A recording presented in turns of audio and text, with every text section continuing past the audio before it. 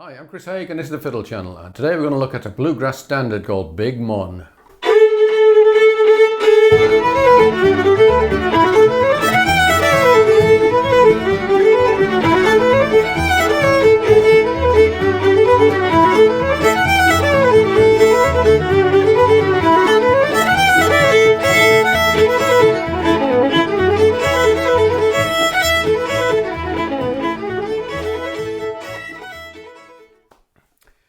Big Mon was a request for Rhonda.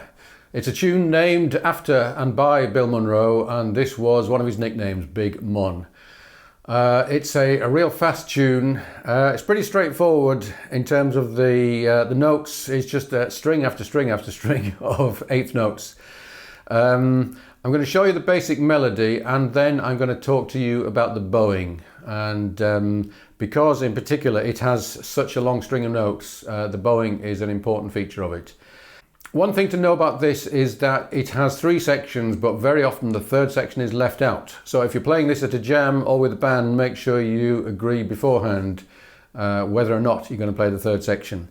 I believe even Bill Monroe, he didn't always play the third section. He maybe played it first time round and then left it out after that. So it's kind of an option. Right, let me start off by going slowly through the whole melody. We start off with an A, which ideally you will double with your fourth finger. 1, 2, 3, 4.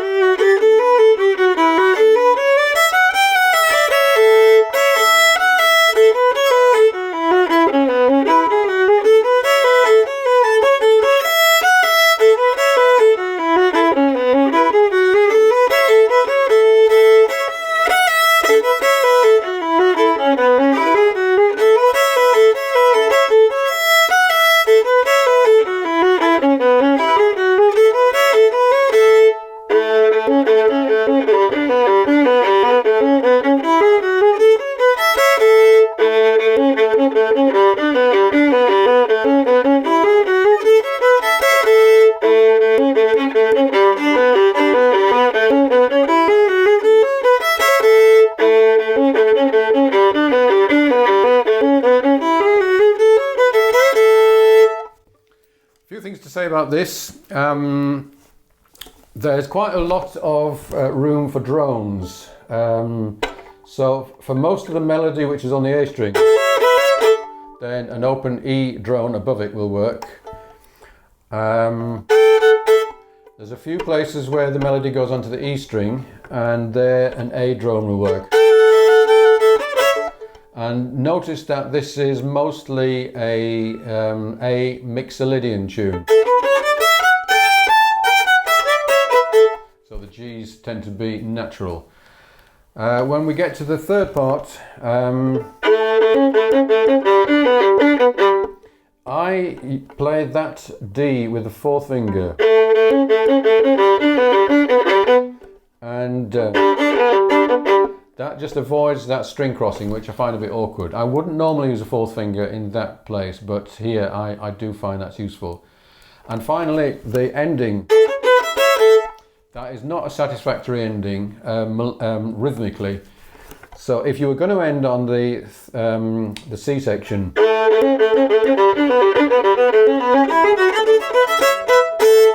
I would either take it to the end of the bar and then add a note at the end, or do something to make it end so that the phrase ends on the third beat rather than the third and a half beat, which is not very good. Let's just do all of that again, and this time with the backing, but at a steady pace.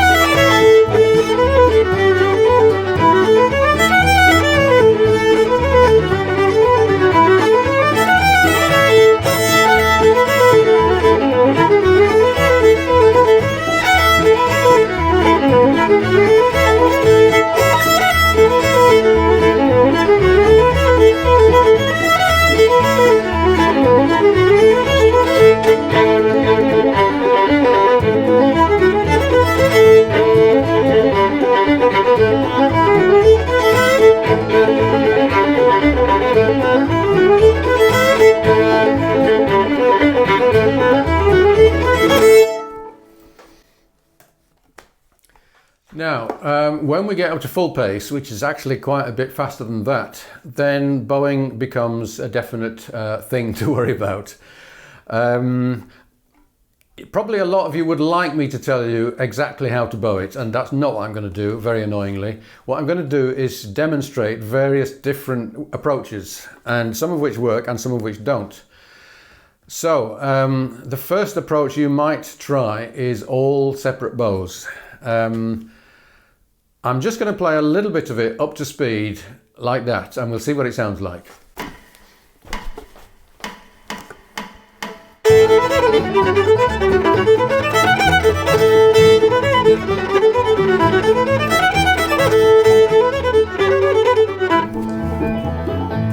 It's really painful to listen to and to play.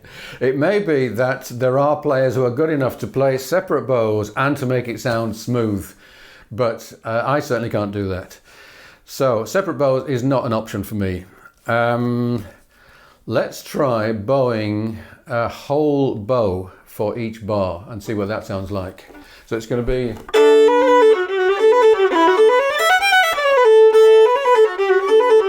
like that.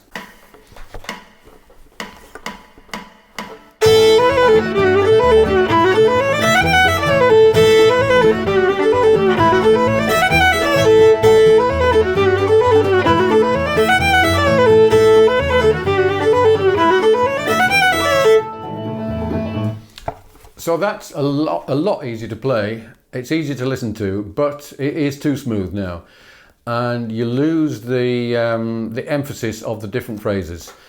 So let's go halfway and do half bars.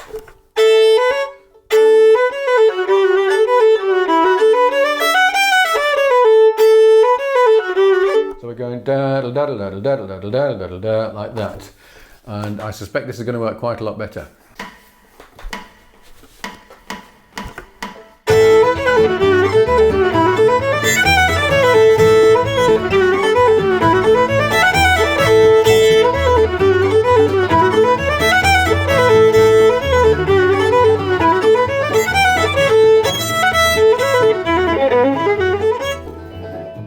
I think you'll agree it's starting to sound like a proper performance now. It's still a bit too mechanical, but if you wanted to make your life simple, then that is the approach I would take. Mostly go for 2 bows per bar, or 4 notes per bar. Now, the B section in particular very much fits into the Georgia Shuffle rhythm, and I do have a video on the Georgia Shuffle which will explain that. So, not the first bar, but I'll just take it slowly through.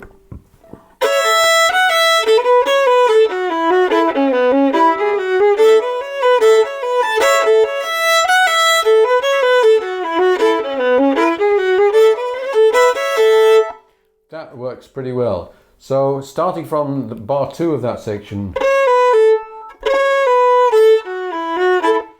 So we're starting off slurring the first 2. And then accenting the 3rd note. Slur 3, slur 3.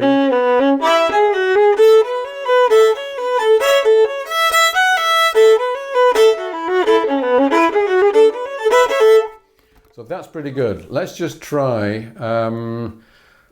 I'll see if I can do that on the A section as well. And let's just see how that goes.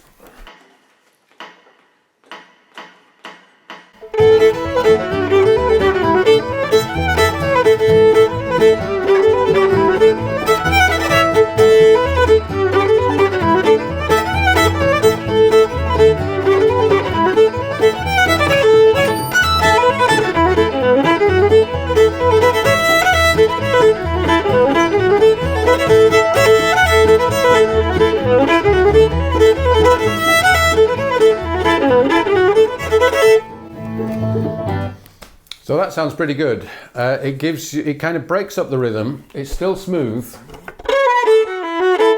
but it has this consistency of always having the accent on the down, as opposed to the Nashville Shuffle, which alternates the accents up and down. So that's Georgia Shuffle, and As I say, I think it's good to fit this into parts of the tune, particularly the B section, but for the rest of it, mix between the 2 bows per bar with the Georgia shuffle, and make the most of da-da, ba-da. Those kind of phrases want to be emphasized as separate phrases, just because they're a bit different from the rest of it. Okay. Finally, I just want to talk about the soloing on this, because you have an interesting choice. You have just 2 chords, apart from a little E. You've got mostly A and G. And you have a choice of either playing the whole thing in A mixolydian or alternating between A and G chords. Or, of course, doing a mixture of the 2. I'm just going to play... I'll do all of the first part, first of all going from A to G, A to G, like that.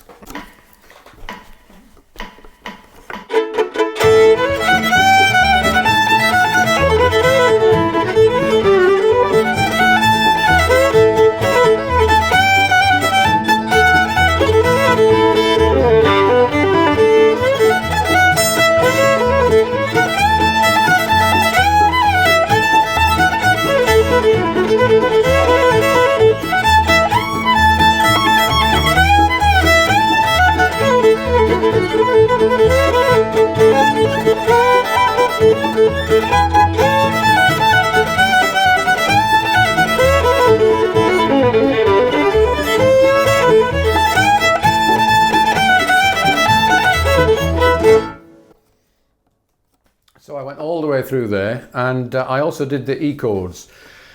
And to me, it was a bit more trouble than it was worth. I'm going to do it again, and this time I'm going to more or less ignore the chords, and I'm going to stick pretty closely just to the A mixolydian. And we'll see what that sounds like.